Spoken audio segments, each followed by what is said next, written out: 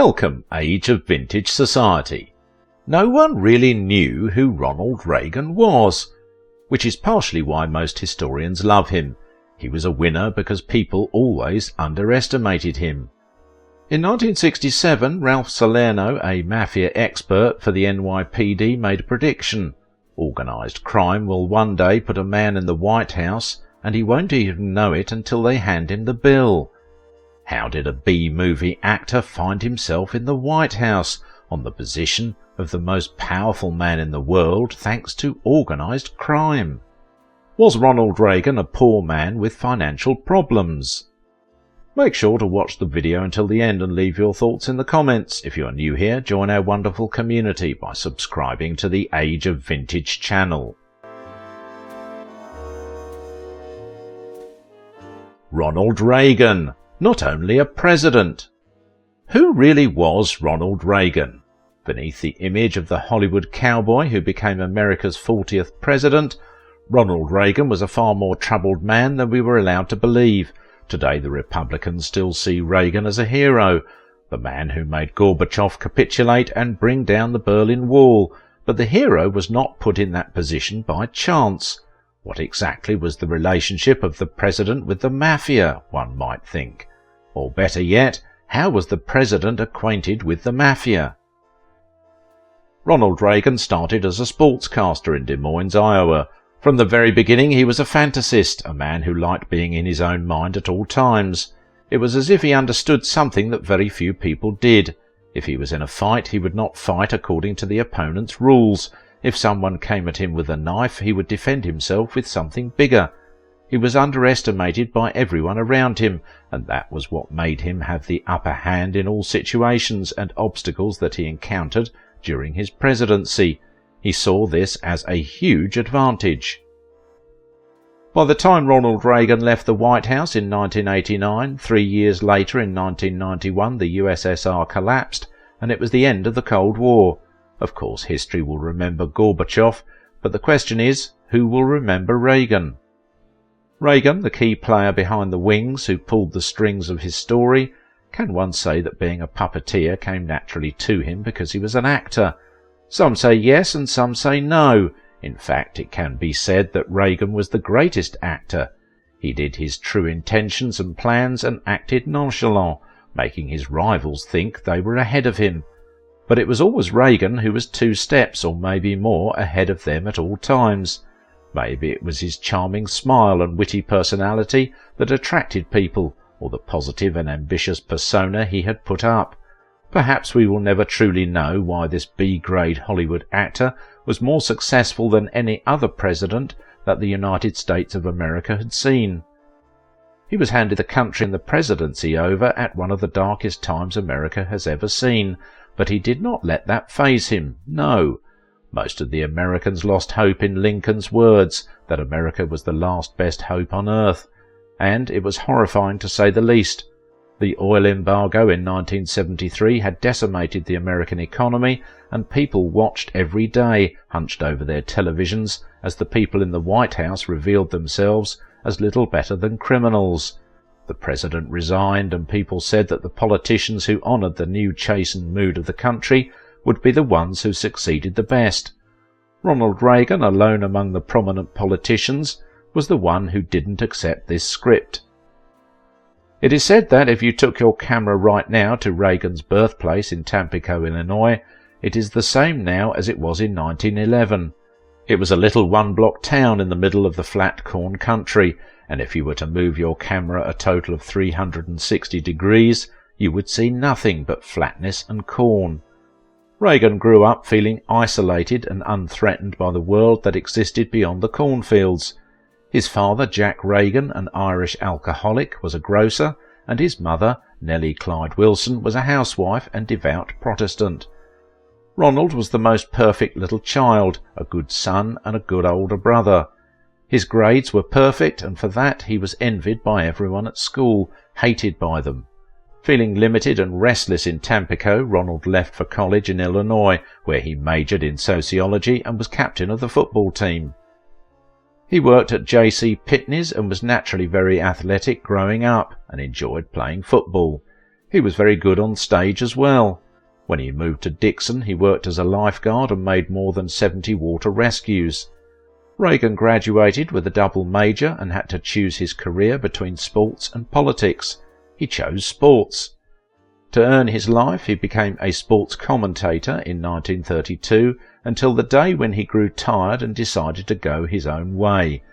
He worked for several stations and later narrowed his focus to the WHO radio, offering a play-by-play for Cubs games. His speciality became maintaining a consistent play-by-play narrative over the radio, despite the fact that he was receiving only basic information about the games. Reagan stayed in sports throughout much of the 1930s, offering routine comfort to Midwestern baseball fans throughout the Great Depression. It was in 1936 that Ronald landed in Hollywood, where his handsome face immediately seduced. He was offered to do a screen test, which he passed, and signed a 7-year contract with Warner Brothers. His career in sports was quickly vaporized by the potential of the silver screen. Over the next 2 years, Reagan appeared in nearly 24 films, including Dark Victory, with Humphrey Bogart and Bette Davis. He also made a dramedy called Brother Rat with Jane Wyman in 1938 about cadets at the prestigious Virginia Military Institute. 2 years later, Reagan made a sequel called Brother Rat and the Baby, and he also got married. He chose his roles strategically. In all 60 films that he made in his life, all his roles were positive, and within a few years he became a star. The habit was to go to theatres on Saturdays. Everyone in my generation knew Ronald Reagan as the good handsome fella wearing a white cowboy hat, and that is what it was. Good guys wore white hats and bad guys wore black ones, a friend said. In 1941, America entered the World War. Enlisted but discharged for bad eyesight, Reagan went back to Hollywood to fight with propaganda films, where he found he's a patriot and he was back in the military. In 1945, Captain Reagan is asked to direct films based on the US Army footage brought back from Europe. He discovers these scenes filmed at the time of liberation of the extermination camps, scenes that a few people know at the time. Day after day he sat and watched this footage, and that changed him. A lot of his visceral hatred of totalitarianism was derived from that. So, when he left the military, he stole one of the reels of the raw tape, taking it out of the unit and home with him, and he vowed that he was going to show the tape to his children when they grew up. He returned to Hollywood after the war, acting in a lot of B-list Hollywood post-war movies.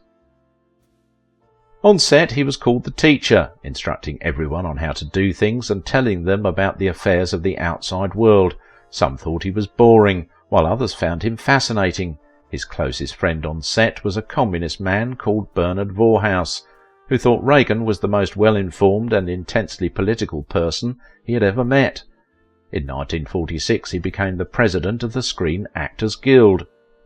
In the following year, some employees from the studios, supported by the American Communist Party, started to strike and tried to take control of the Screen Actors Guild. As president of the union, Reagan began to receive threats, one of which came directly to him in the form of a telephone call, with someone claiming they'd throw acid at his face. After that, he began carrying a pistol with him, and he realized that the world of communism was not nice. These were anarchistic and dangerous people, and he detested everything they stood for. Soon Congress launched a witch hunt, and actors and directors were summoned and put on the hot seat, including Reagan. Reagan married his co-star Nancy, and the two were very much in love. After a political speech he gave that riled a lot of reactions, he soon left Hollywood in the early 60s and changed his lifestyle. He became a broke, poor man who had to deal with taxes and other financial problems. He was uncertain about his politics, and he appeared in television commercials instead of films, his persuasiveness being an advantage to companies that wanted to sell out fast. These gigs that the MCA and the Chicago Mafia provided him with did make him quick money, but they were not enough, so he was back in Hollywood. Reagan was an MC for General Electric theatres and hosted weekly shows on television, becoming very popular very quickly.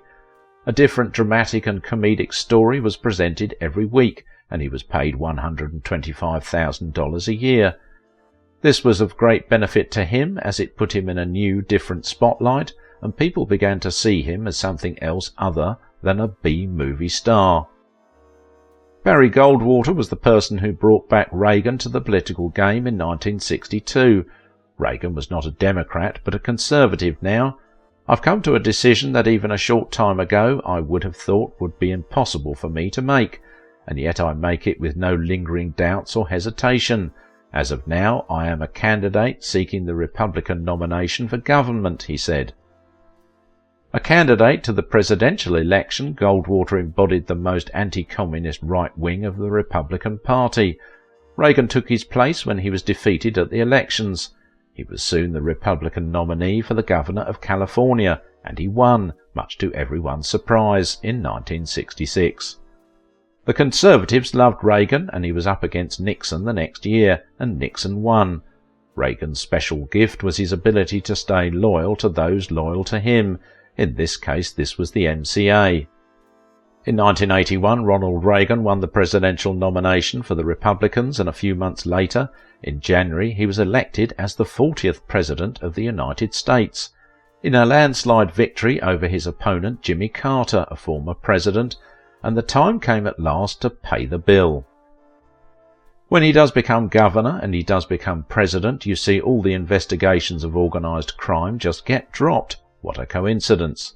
You know they had a big White House investigation about organised crime, and they filed a huge report. During Ronald Reagan's 9 years at the office, America changed, for what most assumed, the better. Ronald's first term in the office was marred by an assassination attempt, John Hinckley Jr., outside the Washington Hilton Hotel on the 30th of March. Although near death when he arrived at the hospital, Reagan made a full recovery, becoming the first sitting president to survive being shot in an assassination attempt. Reagan's first term also had to contend with an air traffic controller's strike, the invasion of Grenada, a civil war in Lebanon, and the escalation of the Cold War, but his popularity continued to rise, and he was returned to office in another landslide victory. But during the campaign, speculation started to be made about his health, and in particular the possibility that he might be suffering from Alzheimer's disease. Ronald Reagan's second term dealt with the war on drugs, the Libya bombing, the Iran-Contra affair, and the AIDS crisis. However, he also enjoyed improved relations with the Soviet Union and got on well with its leader, Mikhail Gorbachev. In a speech Reagan gave at the Berlin Wall on the 12th of June 1987, he implored Gorbachev to open the gate and tear down the wall. 2 years later, citizens began to pass freely between East and West Berlin. In 1992, the demolition of the Berlin Wall was complete. A smiling Gorbachev and Reagan emerged from Moscow in front of huge happy crowds. Reagan had once again attained the impossible. Before he met Gorbachev, he sat down, as he often did, wrote down his idea on a legal pad, several pages, and the point he made in those was, whatever we achieve, we must not call it victory this morning, because that will make the next achievement more difficult, stated a party member. In August 1994, Ronald Reagan was officially diagnosed with Alzheimer's disease, which he made public in November. As the disease progressed, Reagan's mental power started to diminish, and he was only able to recognize a few people in his circle, including his wife. However, he remained active by taking walks and playing golf. As things got worse, he decided to remove himself from public life so that people would remember him as he used to be.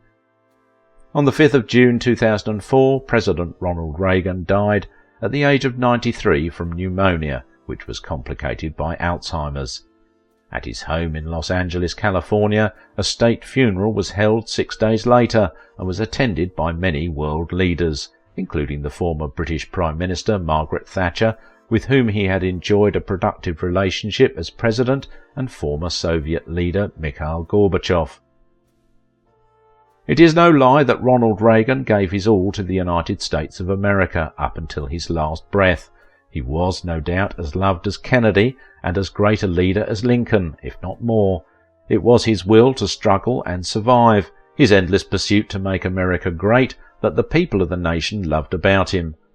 Everything Reagan said, he did. He brought America out of one of its greatest turmoils and made sure it stayed that way. His hard work, work ethic and constant fighting for justice will never be forgotten, and the 40th President of the United States of America will always and forever be remembered.